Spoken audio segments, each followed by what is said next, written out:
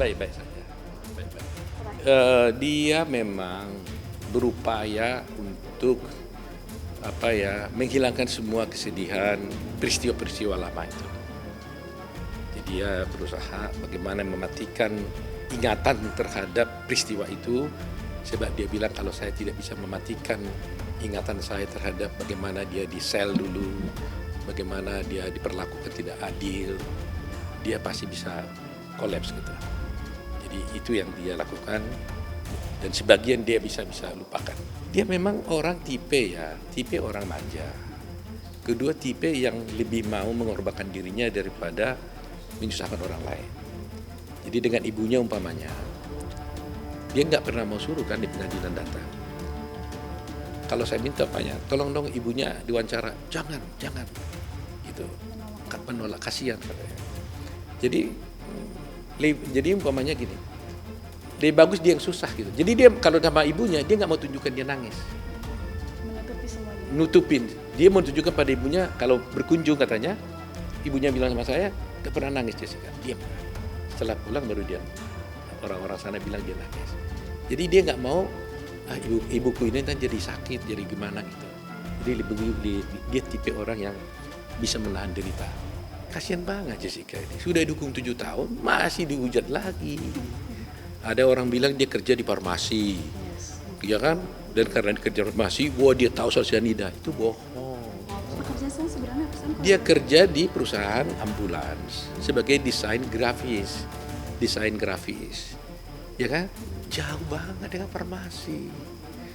Kok tega-tega aja Anda bilang itu kerja di farmasi, dari mana? Aduh. Itu desain grafis ya Om ya? Desain grafis. Kalau seseorang dikatakan bersalah, minimum 2 alat bukti ditambah keyakinan hakim. Kan itu prinsipnya. 2 alat bukti apa? Keterangan saksi. Ada yang nggak saksi yang melihat diracun dia? Kan tidak ada. Ada nggak surat? Atau siapa menulis surat misalnya saya racun dia gitu? Nggak ada. Atau misalnya keterangan ahli. Ya kalau ahli kan begitu. Siapa yang bayar? Nggak pernah satu pendapat ahli. Kalau ahli dibayar oleh siapa misalnya, oleh lawan, ya dia berpendapat kepada lawan. Ahli dibayar ini, dia berpendapat ke sini. Ahli dibayar jaksa, dia berpendapat ke jaksa gitu loh. Tidak yakin saya. Tidak yakin. Karena ini kan minum di restoran. Disiapkan minum. Lalu mereka datang ke situ. Diminum. Itu pun tidak habis katanya kan, diminum kan. Ada yang pakai sedotan dan sebagainya. Lalu kemudian dia menjadi menggelepar-gelepar ya. Lehernya terasa panas. Lehernya panas gitu loh. Nah ini harus dicari tahu. Apakah ada dia minum sebelumnya sesuatu yang bertentangan dengan kesehatannya, lalu diminum dengan itu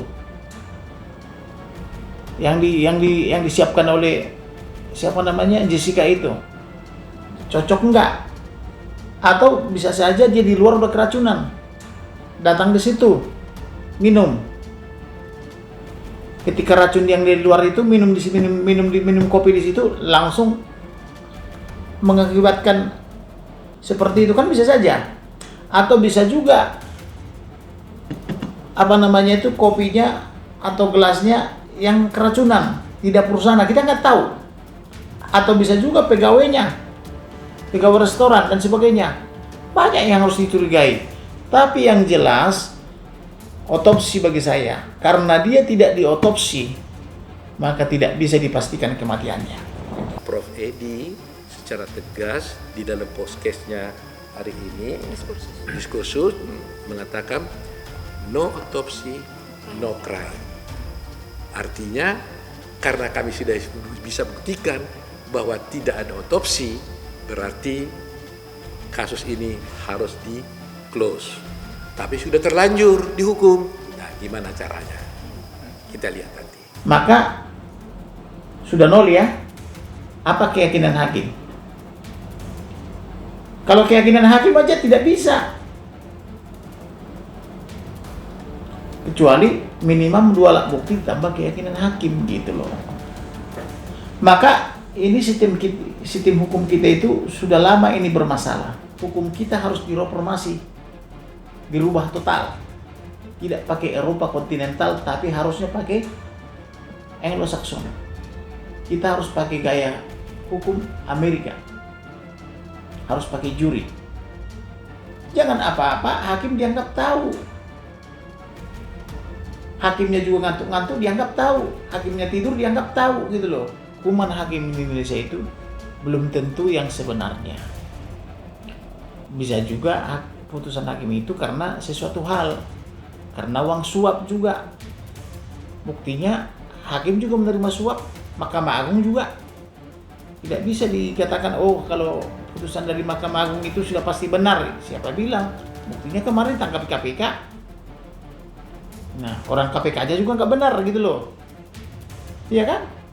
Sekarang pimpinan KPK dituduh nggak benar. Pimpinan KPK yang lalu mengundurkan diri. Gitu loh. Jadi, karena ini Indonesia, hukumnya sangat something wrong, kita harus merubah sistem hukum kita.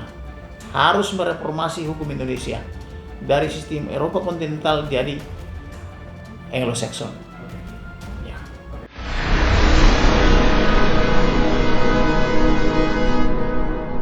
Jadi jangan lupa untuk subscribe Cumi Cumi. Ditekan ya tombol lonceng merahnya.